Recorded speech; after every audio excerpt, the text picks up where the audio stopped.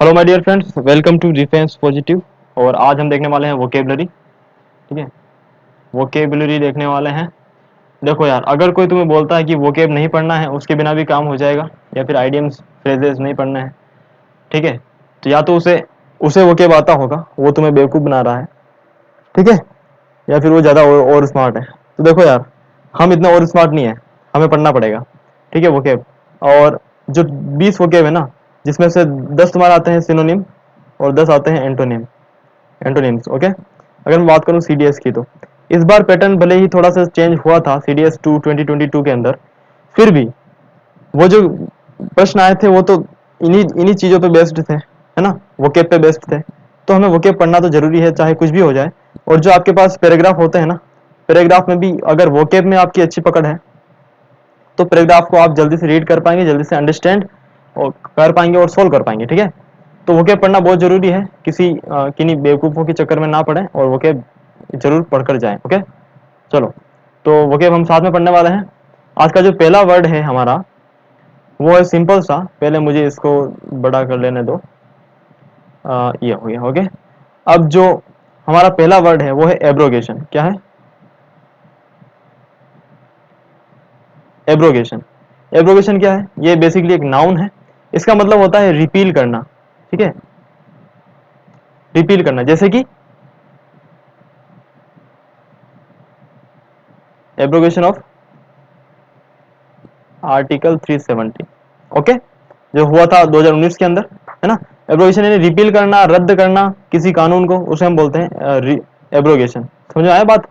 इसका अगर सिनोनिम की बात करूं मैं, तो सिनोनिम हो गया हमारा पे, एक तो ये हो गया रिपील, ठीक है। दूसरा क्या हो जाएगा? दूसरा हो जाएगा रिवोकेशन। ठीक है। एंटोनिम की अगर बात करूं, एंटोनिम की बात करूं तो हो जाएगा इंस्टीट्यूशन, है ना, यानी कि किसी नियम को लागू करना। ओके, समझ में आई बात? वोकेब नंबर 2 देखो। वोकेब नंबर 2 है हमारे पास इनकम्बेंट। ओके, इनकम्बेंट बोल सकते हो आप इसे। ये बेसिकली एक एन एडजेक्टिव है। इसका मीनिंग क्या होता है? इसका मीनिंग होता है सिंपल सा, करंट। करंट यानी वर्तमान। ओके, जैसे India's incumbent prime minister is Shri Narendra Modi. Okay, या India's incumbent president is Shrimati Droupadi Murmu.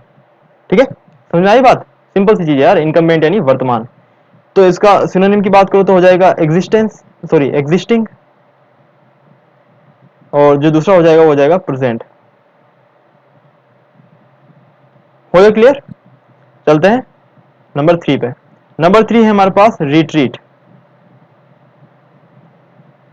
Retreat, retreat basically एक वर्ब है। इसका मतलब है कि अपने जो, मतलब जो हम आगे बढ़ रहे थे ना, वो अब हम पीछे हटने लगे हैं। ठीक है, तो ऐसा हो जाएगा, उसका मतलब हो जाएगा रिट्रीट।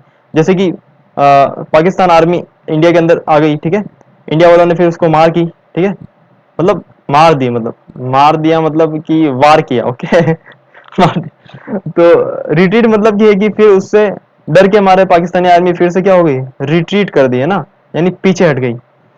रिट्रीट का मतलब यही होता है, ठीक है, ड्रॉबैक करना। ओके, उसका हम एंटोनिम की बात करें तो हो जाएगा एडवांस करना। जैसे Indian army advanced into the Pakistani territory, ये हम बोल सकते हैं। ओके, बात समझ आई? सेंटेंस तुम खुद से लिखो, है ना, मैं प्रीफर करूंगा सेंटेंस तुम खुद से लिखो।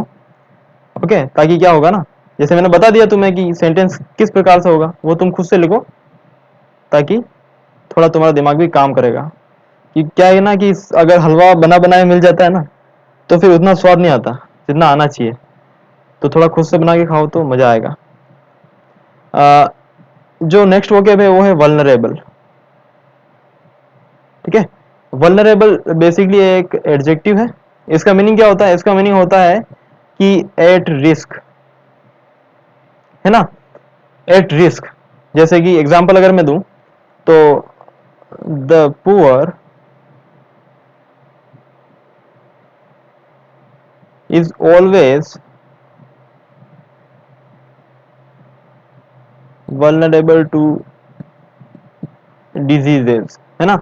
जो पुअर हो, पुअर, द पुअर का मतलब होता है यह पूरी पुअर कम्युनिटी सॉरी। ओके, तो जितने भी पुअर लोग हैं, वो ऑलवेज वल्नरेबल होते हैं टू डिजीजेस, यानी जो बीमारी जो है वो उन्हें, बीमारियां जो है वो उन्हें आसानी से पकड़ लेती हैं, क्योंकि उनका वैक्सीनेशन नहीं हुआ होता है या और भी कोई कारण हो सकते हैं, ठीक है, उन्हें प्रॉपर खाना नहीं मिलता है उसकी वजह से, तो ये हो जाता है वल्नरेबल। ओके, यानी कि एंडेंजर्ड, सिनोनिम की बात करें तो क्या होगा, एंडेंजर्ड। ओके, एंडेंजर्ड या अनसेफ। ओके, चलते हैं नेक्स्ट वोकेब पे, vocab number 5, which is withstand. Withstand मतलब क्या होता है, ये बेसिकली एक नाउन है, इसका मतलब होता है रेजिस्ट, यानी विरोध करना। ओके,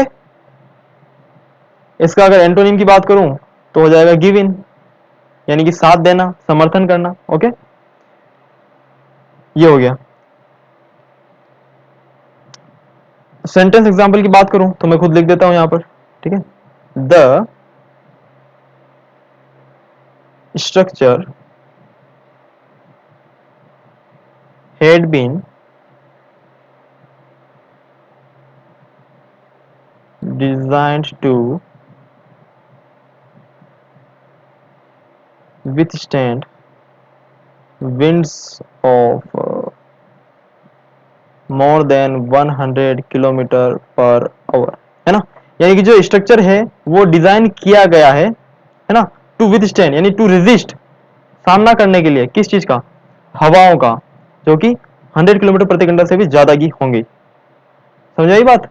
वोकेब नंबर 6 देखो यार, वोकेब नंबर 6 है विगर, है ना।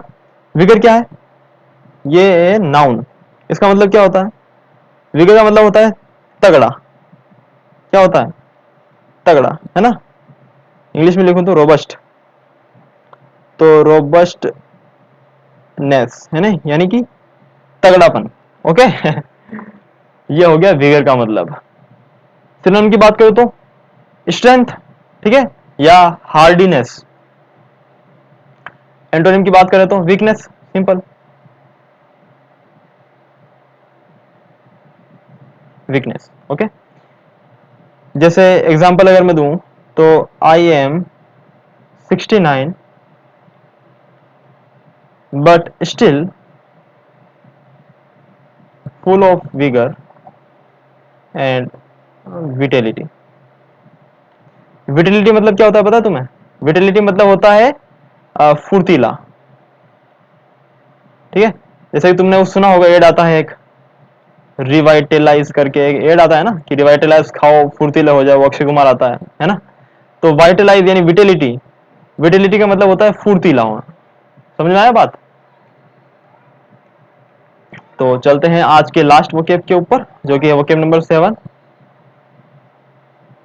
प्यूराइल, ठीक है, ये PUE है। ओके, प्यूराइल, ये भी एक एडजेक्टिव है, इसका मतलब होता है यार चाइल्डिश, चाइल्डिश यानी बचकाना, है ना, बचकानी हरकतें करना, है ना, चाइल्डिश। इसका सिनोनिम की बात करें तो क्या हो जाएगा, इमेच्योर या फिर इन्फेंटाइल, है ना। क्योंकि इन्फेंट का मतलब क्या होता है, कि सॉरी यार, INFANT, इन्फेंट। इन्फेंट का मतलब होता है बच्चा, जो छोटा बच्चा पैदा होता है ना, उसे हम बोलते हैं इन्फेंट। तो इन्फेंटाइल यानी कि छोटा बच्चे जैसी हरकतें करना। ओके,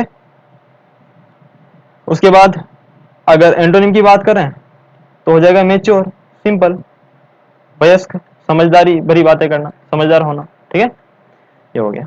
अगर मैं बात करूं एग्जाम्पल की, तो आप खुद से लिख सकते हैं, हिज आर्ग्यूमेंट वॉज प्यूराइल। उसका जो आर्ग्यूमेंट था, उसका जो तर्क था, वो कैसा था, बचकाना था, समझे, यानी उसमें कोई भी दम नहीं था। ओके, ये हो गया आज के वोकेब, लगभग हमने देखे हैं 10 से 12 या 12 वोकेब, ठीक है। बाकी के हम कल करेंगे। ओके, बाय, जय Hind. Most important thing is revision, ठीक है। या तो ये वीडियो वापस से देख लेना, क्योंकि 8 मिनट का ही वीडियो होगा, लगभग 8-10 मिनट का, तो फास्ट करके देखोगे तो 5 मिनट में हो जाएगा। और खुद से रिवाइज करते हो तो लिख के करो, उससे क्या होगा ना, बेसिकली लिखने से हमें अच्छे से याद होता है। ओके, चलो ठीक है।